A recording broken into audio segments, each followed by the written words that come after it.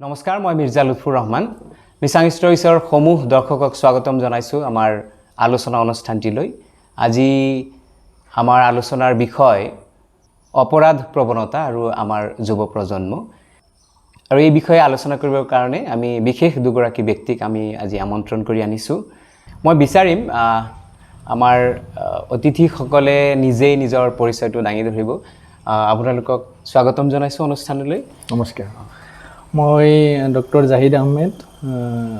এজন চিকিৎসা বিষয়া আমাৰ বৰপেটা মন্দিয়া মডেল হস্পিটেলৰ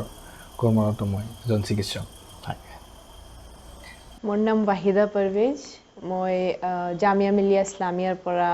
PhD কৰি আছো হিন্দী ডিপাৰ্টমেণ্টৰ পৰা আৰু মোৰ কামটো নৰ্থ ইষ্টৰ ওপৰতে হয় এই আছিল আমাৰ আজিৰ আলোচকসকলৰ পৰিচয় আমি মূল বিষয়লৈ আহিছো অপৰাধ প্ৰৱণতা আৰু আমাৰ যুৱ প্ৰজন্ম বুলি ক'লে আসলতে মই ক'ব বিচাৰিছো যে আজিৰ তাৰিখত অসমৰ বিশেষকৈ এই আমাৰ যিটো জনগোষ্ঠী বংগীয় মূলৰ মুছলমান যাক মিয়া জনগোষ্ঠী বুলিও কোৱা হয় এই জনগোষ্ঠীৰ যুৱ প্ৰজন্মৰ মাজত শেহতীয়াভাৱে অপৰাধ প্ৰৱণতাৰ যিটো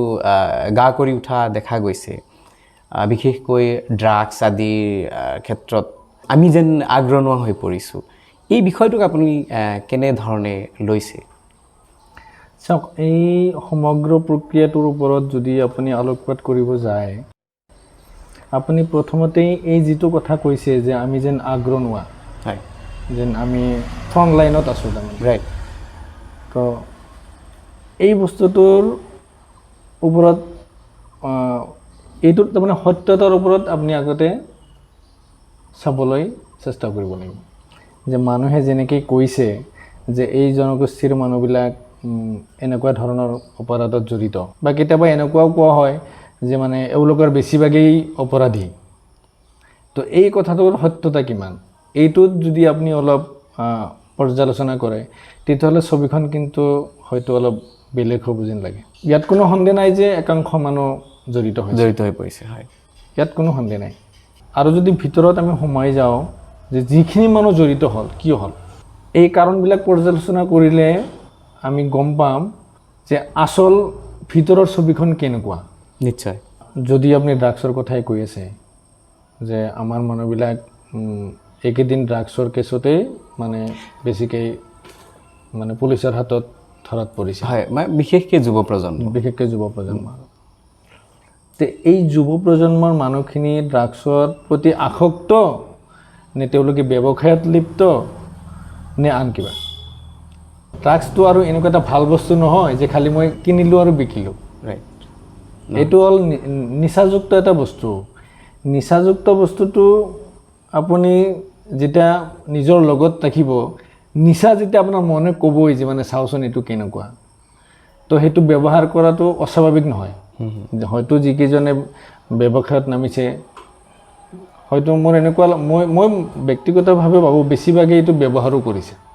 মোৰ কথাটো হ'ল ব্যৱহাৰটো পিছত কিন্তু এই ব্যৱসায়ত জড়িত হ'ল কেনেকৈ যিখিনি মানুহ জড়িত বুলি আমি সাধাৰণতে টিভি পেপাৰে দেখি আহিছোঁ এই মানুহখিনিৰ শিক্ষাৰ লেভেল কিমান পৰ্যায়ত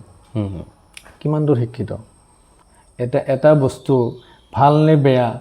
চিন্তা কৰাৰ ক্ষমতাটো আপুনি ক'ৰ পৰা পাব নিশ্চয় এটা ভাল শিক্ষা পাব লাগিব নিশ্চয় তো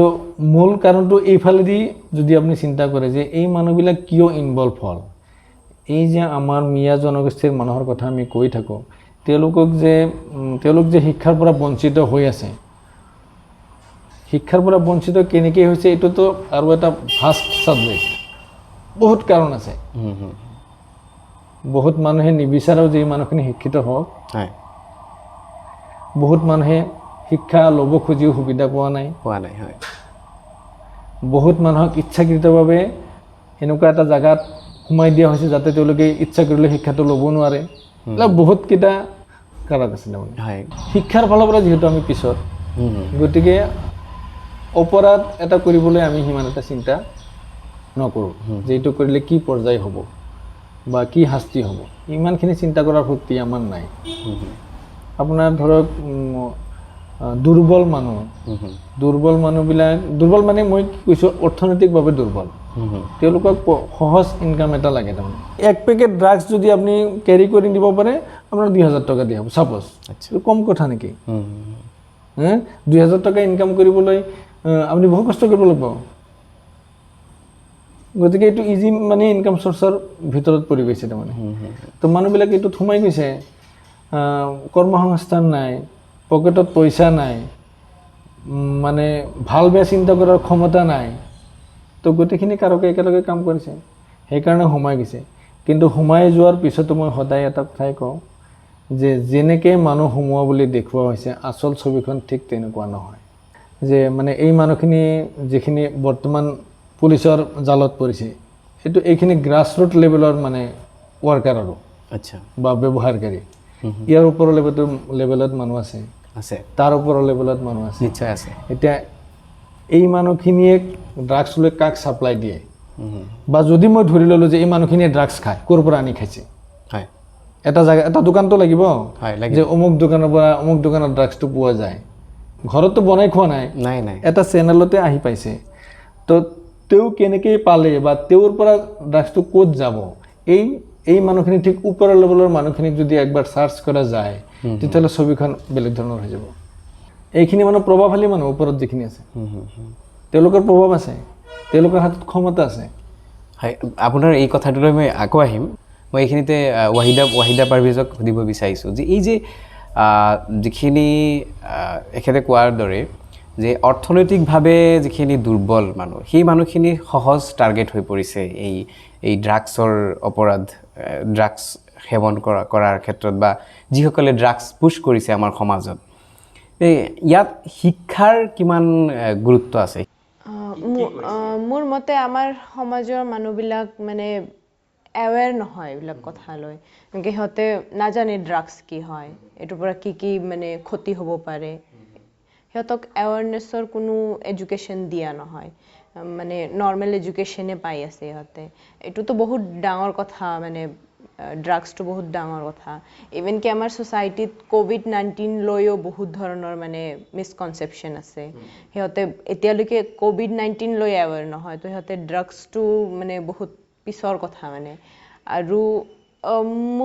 মই যিটো মানে বুজিব পাই আছোঁ যে মানে মিডিয়াৰ মানে এটা বহুত বেয়া ৰোল আছে ইয়াতে মানে মিডিয়াই মানে সদায় মানে মাৰ্জিনেলাইজ কমিউনিটিটোকে মানে টাৰ্গেট কৰিব খোজে ঠিক আছে যদি হৈ আছে বেয়া কথা এইটো হ'ব নালাগে কিন্তু আমি এইটোৰ পিছৰ পলিটিক্সটোও বুজি পাব লাগিব যে ইমান এই সৰু সুৰা ঘটনাবিলাক ইমান হাইলাইট কিয় হৈ আছে যদি ইয়াতকৈ ডাঙৰ ডাঙৰ ষ্টৰিও আছে যিবিলাক হাইলাইট হোৱা নাই তো এইটো মোৰ মতে মানে ধ্যান দিব লাগে হয় এই কথাটো মই আকৌ জাহিদৰ ওচৰত আহিম আপুনি কৈছিলে যে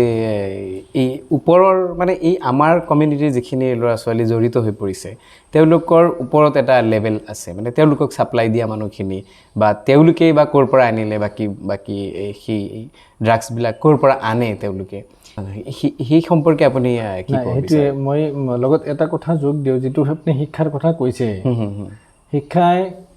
ড্ৰাগছ কণ্ট্ৰলত কেনেদৰে প্ৰভাৱ পেলাব পাৰে এটা কথা আপুনি মাজতে উনিকে আহিছে আৰু কথাটো হ'ল এনেকুৱা মই এজন নিজকে শিক্ষিত মানুহ বুলি ভাবোঁ নিশ্চয় আপুনি যদি মোক কয় যে জাহিদ আপুনি ড্ৰাগছটো লওক মই ল'ম নেকি নিশ্চয় নলয় আপোনাক যদি মই কওঁ যে আপুনি ড্ৰাগছ লওক ল'ব নেকি নাই নলয় কিয় নলয় আপোনাৰ শিক্ষাই আপোনাক এইখিনি জ্ঞান দিছে যে এই বস্তুটো বেয়া হয় মই বুজি পোৱা হৈছোঁ আৰু এই যে বুজি পোৱা হৈছোঁ এইটো মই বাৰবাৰতো বুজি পোৱা হোৱা নাই এইটো মই মানে গোটেই শিক্ষা ব্যৱস্থাই হওক বা মানে মোৰ চাৰিওফালৰ পৰিৱেশ চাই শিক্ষাৰ জৰিয়তে মই এটা বস্তু বুজি পোৱা হৈছোঁ যে মানে এই ড্ৰাগছটো ল'লে এইখিনি ক্ষতি হোৱাৰ সম্ভাৱনা আছে মোৰ আছে মোৰ পৰিয়ালৰ আছে মোৰ সমাজখনৰ আছে মোৰ জাতিটোৰ আছে আৰু এইখিনি মোৰ চিন্তা কৰাৰ ক্ষমতা হৈছে কিয় মই জাষ্ট শিক্ষা পাইছোঁ কাৰণে এইটো ক্ষমতা মোৰ হৈছে তো এই যে যিখিনি মানুহ ধৰিছে এই মানুহখিনিৰ মাজত যদি আপুনি শিক্ষাৰ মানে শতাংশটো বিচাৰি উলিয়াব যায় তেতিয়া চাব যে এওঁলোকৰ মাজত কিমান শিক্ষিত মানুহ আছে এইটো ঠিক যে বহুত উচ্চ শিক্ষিত মানুহে এইটোৰ কবলত পৰিছে পৰিছে কিন্তু মই ভাবোঁ বিশেষকৈ আমাৰ এই মিয়া জনগোষ্ঠীৰ মানুহৰ মাজত উচ্চ শিক্ষিতবোৰে এতিয়াও এইটোত ভৰি দিয়া নাই আৰু এইটো আমাৰ কাৰণে এটা ভাল লক্ষণ মই যিমান দূৰ জানো মোৰ ব্যক্তিগত অভিজ্ঞতাৰ পৰা কৈছোঁ একেবাৰে অশিক্ষিতখিনিতো আছে হায়াৰ ছেকেণ্ডেৰী পাছ কৰিছে বা গ্ৰেজুৱেশ্যন কৰি আছে তেওঁলোকে তেনেকুৱা ধৰণৰ ল'ৰাও কিন্তু জড়িত হৈ পৰিছে আৰু এটা কথা আছে যে অকল মানে ইকনমিকেলি উইক ছেকশ্যনৰ মানুহে এইটো লোৱা নাই যিবিলাক ইকনমিকেলি ভাল সিহঁতে ল'ব পাৰিছে কাৰণ এইবিলাক বহুত এক্সপেঞ্চিভ হয় তো গৰীব মানুহে এইটো এফৰ্ডে কৰিব নোৱাৰে তো আৰু মানে য'ত মানে সিহঁতে ইকনমিকেলি ষ্ট্ৰং হয় সিহঁতৰ ওচৰত টকা পইচা আছে সিহঁতে শিক্ষাও লৈ আছে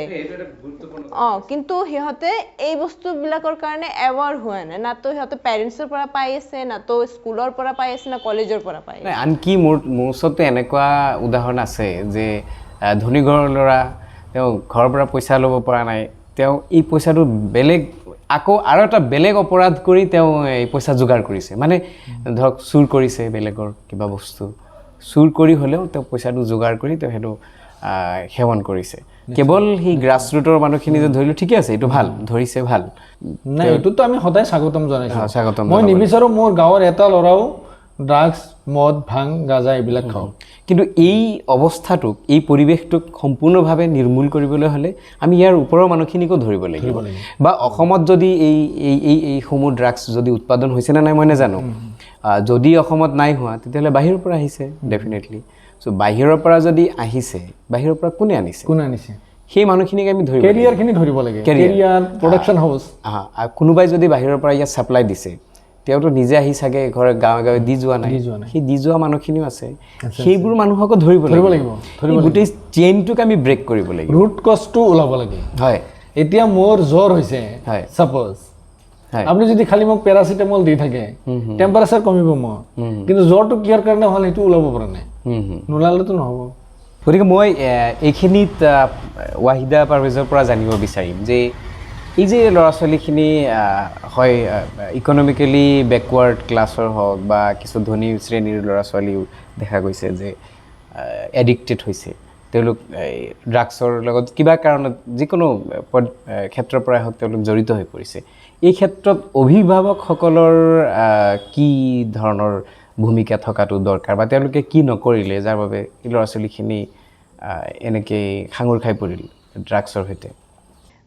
মই নিজে ছোৱালী হিচাপে মোৰ ঘৰত মই এক্সপিৰিয়েঞ্চ কৰিছোঁ মানে মই যিমানখিনি মানে শিক্ষা পাই থাকোঁ এইটো ক্ষেত্ৰত এইটো খাব নালাগে সেইটো খাব নালাগে এইটো কৰিব নালাগে সেইটো কৰিব নালাগে এনেকৈ চলিব লাগে তেনেকৈ চলিব লাগে মানে তাৰ কিজানি 10%ও মানে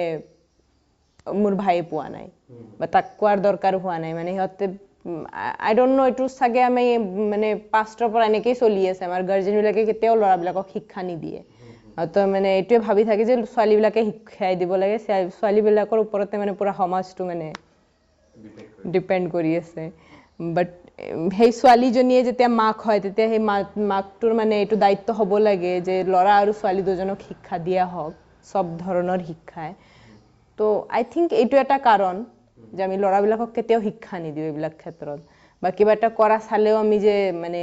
এইটো নকৰিবা বা বহাই যে এটা ভালকৈ মানে ল'ৰাবিলাকক যে এক্সপ্লেইন কৰিম যে এইটো যে তুমি কৰিলা এইটোৰ পৰা কি কি বেয়া হ'ব পাৰে কি হ'ব পাৰে কোনোবা এটা ধমকি দি দিলে কোনোবা এটা চৰ মাৰি দিলে ল'ৰাবিলাক ইগ' বেছি বুলি কয় তো সিহঁতৰ ইগ'ত লাগি গ'ল আকৌ ষ্টাৰ্ট কৰি দিলে এইটোও হয় এনেকুৱা মানে ঘটনাও আছে তো আই থিংক গাৰ্জেনবিলাক এৱাৰ হ'ব লাগিব এইটো ক্ষেত্ৰত সিহঁতে মানে ল'ৰা ছোৱালী দুজনকে পাৰিলে একেলগে বহাই এইবিলাক শিক্ষা দিব লাগিব এনে নৰ্মেল শিক্ষাটো আছে কিন্তু তাৰ লগত এইবিলাক শিক্ষা দিয়াৰো দৰকাৰ আছে মা দেউতাকৰ এইটো ৰেছপনচিবিলিটি অকল মাৰ নহয় বা দেউতাকৰ নহয় দুজনৰে হয় তো এইটো এটা চেঞ্জ আহিব লাগে মই জাহিদৰ ওচৰলৈ আহিছোঁ এই যে এই ব্যক্তিগতভাৱে যদি আমি কোনোবা এজনক টাৰ্গেট কৰি লওঁ যে তেওঁৰ ল'ৰা বেয়া হৈছে গতিকে তেওঁৰ দায়িত্ব কিন্তু মই এই বিষয়টোক কেৱল ব্যক্তিগত দিশৰ পৰা ব্যক্তিগত দৃষ্টিভংগীৰে মই চাব বিচৰা নাই মই ভাবিছোঁ যে এই বিষয়টো এই যে ড্ৰাগছ এডিক্টেড হোৱা বা যিকোনো ধৰণৰ অপৰাধ প্ৰৱণতা যে যুৱ প্ৰজন্মৰ মাজত গা কৰি উঠে এই কথাটো কিন্তু সমাজৰ চকুত বাহিৰত নহয় সমাজে কিন্তু এইটো লক্ষ্য কৰি থাকে আৰু সেই সমাজখন যাতে সুস্থ হৈ থাকে প্ৰত্যেকটো সমাজ এই ক্ষেত্ৰত মই ভাবোঁ যে এটা সমূহীয়া দায়িত্ব লোৱা দৰকাৰ চবেই সামাজিকভাৱে এইটো সমাজৰ এটা দায়িত্ব আছে এই দায়িত্বটো কেনেকৈ মানুহে ল'ব একজেক্টলি চাওক সমাজ ব্যৱস্থাৰ পৰিৱৰ্তন হৈছে হয়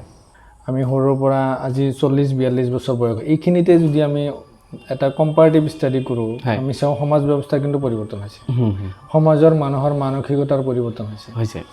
চাওক আপোনাৰ ল'ৰাক মই শাসন কৰাৰ ক্ষমতা থাকিব লাগিব আজি যিটো নাই আজি